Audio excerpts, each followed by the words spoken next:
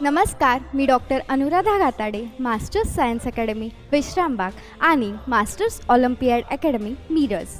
स्त्री म्हणजे फक्त एक व्यक्ती नाही, ती आई आहे, माया आहे, शक्ती आहे आणि प्रेरणा आहे. ती स्वतःची स्वप्ने कधी बाजूला ठेवून कुटुंबासाठी, समाजासाठी आणि मुलांच्या भविष्यासाठी सतत झटत असते. कधी आई म्हणून मुलांना घडवते, तर कधी शिक्षिका बनून ज्ञान देते, तर कधी डॉक्टर बनून जीव वाचवते, तर कधी कठीण परिस्थितीतही धैर्याने उभी राहते.